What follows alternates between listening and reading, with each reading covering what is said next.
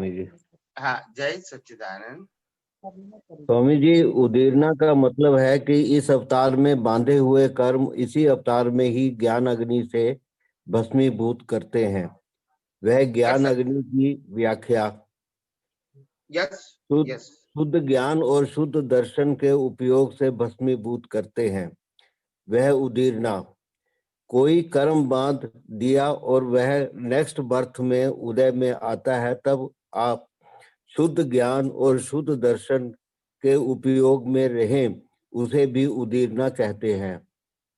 कारण कि कर्म उदय में आया परंतु भोगा नहीं, वह भी उदीरना कहलाते हैं। कर्म उदय में आया पर भोगा नहीं, उसे भी उदीरना कहते हैं। इस पे थोड़ा सा चर्चा करना है कि भोगा नहीं मतलब क्या है, कि संभाव से निकाल करना। भोगा नहीं मतलब संभाव से निकाल करना, वो तो बराबर बात है। हाँ। मगर भुगतान वाले प्रकृति से मुक्त रहे, वो ही उसका शुद्ध ज्ञान दर्शन। जैसे केवल ज्ञानी भी जन्म से मौत तक की हर भुगतान में अपने केवल ज्ञान से मुक्त रहता है, तो वो भुगतान नहीं करता है। और प्रकृति तो कर्मों के भुगतान के लिए ही बनी है। हाँ। मगर अंदर केवल ज्ञान होने के नाते उनको कोई भुगतान ही नहीं है। ये तो मैकेनिकल प्रोसेस है। अच्छा, मतलब तो इसीलिए सब निर्जरा ही है, सब निर्जरा है, कुछ चार्जिंग नहीं है। अगर हम उदय कर्म में उससे मुक्त रहते हैं तो इसका मतलब है कि हमने वो कर्म भोगा नहीं है। बेशक उसकी वेदना शरीर को होती है, पर हम मुक्त रहते हैं, इसका मतलब है कि वो उदीरना है। भोगा नहीं है उसका मतलब है, जब मैं कहूंगा मैंने ये कर्म के भुगतान का किया, चाहे पाप है चाहे पुण्य है, अगर मैंने भुगतान किया मतलब अभी जो भुगतान किया इसके लिए मेरे को अभी उसका रिवॉर्ड लेना है। भुगतान का मतलब एक, अगर मैंने सफरिंग किया है, सफरिंग फील किया है, मीन्स कर्म नए बनेंगे। हाँ, क्योंकि आप उसमें इन्वॉल्व हो गए। मगर आपने देखा कि सफरिंग करने वाली प्रकृति है और मैं उनसे मुक्त ऐसा शुद्ध आत्मा हूं, तो वह आपने सफरिंग किया नहीं, तो कर्म चार्ज होंगे? नहीं होंगे, उस वक्त तो नहीं होंगे। लेकिन ये तो सोच में नहीं, ये सोच में आना ही स्वामी जी, ये सोच में आना ही कि मैंने कर्म किए नहीं और मैं इससे मुक्त हूँ, तो ये भी देहाध्यास ही तो है।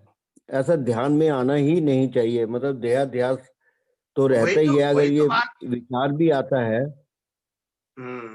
अगर विचार में भी आता है कि मैंने ये कर्म किए हैं और इसके बाद मैं तो इससे मुक्त शुद्ध आत्मा हूँ, ये सब प्रकृति में है, तो ये भी देहाध्यास ही तो है। वही तो मैं कहता हूँ ने, मैंने बार बार सत्संग में क्या मैं बताता हूँ, न मन वचन काया की प्रकृति को टच करना है, न इन्वॉल्व होना है, न बदलना है, न सुधारना है। आपको तो 100% मन वचन काया से मुक्त ही रहना है। उसी का नाम है केवल दर्शन। ये मैंने बार बार कहा है कि नहीं? बिल्कुल कहा है आपने।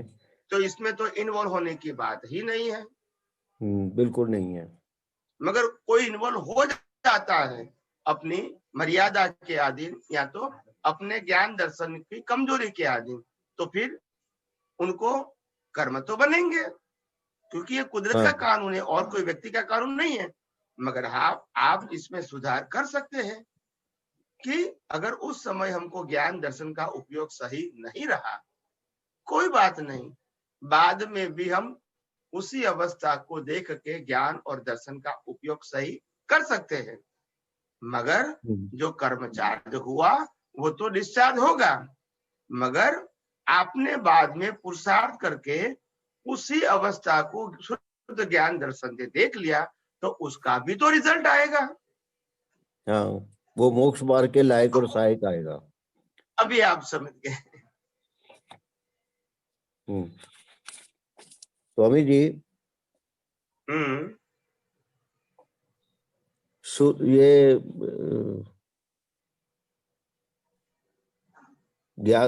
शुद्ध दर्शन होने के पश्चात, केवल दर्शन होने के पश्चात तो दर्शन भी रहता है और ज्ञान भी रहता है, और लास्ट बर्थ में भी दर्शन भी रहता है और ज्ञान भी रहता है। लास्ट बर्थ में प्रकृति है, इसीलिए दर्शन जरूर है, मगर हाँ। वो दर्शन स्थिर है, पुरुषार्थ वाला नहीं है। हाँ। उसके पहले का दर्शन पुरुषार्थ वाला था, केवल दर्शन तक। केवल दर्शन के बाद नहीं है, पुरुषार्थ बाद वाला में नहीं दर्शन है। पुरुषार्थ वाला नहीं है, पर क्योंकि शरीर है तो इसीलिए उनका दर्शन सहज हो गया, कुदरती रचना। अभी वो पुरुषार्थ रूप में नहीं है,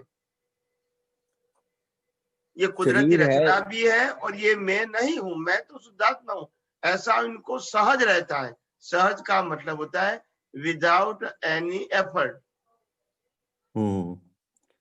मतलब जो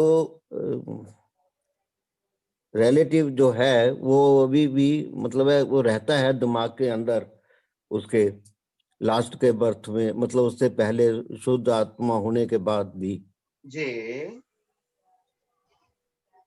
ठीक है मगर सर। वो उसमें क्या होता है कि उनके पास डिस्चार्ज प्रतिष्ठित आत्मा है ना भैया।